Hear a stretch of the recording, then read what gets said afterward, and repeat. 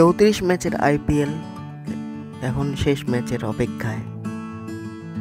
মুখোমুখি Kolkata night Riders এবং Sunrisers Hyderabad.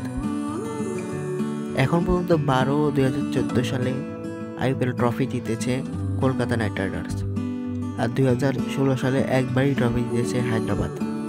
সেইবার ওয়ার্নারের অধিনায়কত্বে Mustafiz সহ ভুবনেশ্বর কুমারের দল জিতেছিল আইপিএল ট্রফি।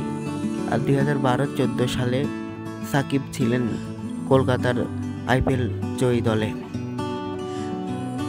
অর্থাৎ হায়দ্রাবাদ কলকাতা দুই দলই বাংলাদেশি কোনো ব্যাটসম্যান বোলার ছাড়াই খেলতে যাচ্ছে আইপিএলের একটি ফাইনাল, যেখানে Virat Kohli, ABD Villiers, Glenn ম্যাক্সওয়েলের মতো ক্রিকেটারদের কাছেই নেই কোনো আইপিএল ট্রফি।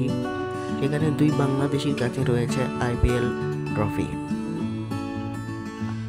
রবিবারে সুপার ফাইনালে মুখোমুখি হবে এই দল রাত 8টার সময়।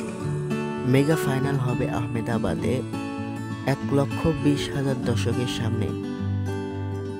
ফাইনাল জেতার হুমকি আগেই দিয়ে রেখেছিল হায়দ্রাবাদ অধিনায়ক প্যাট কামিন্স।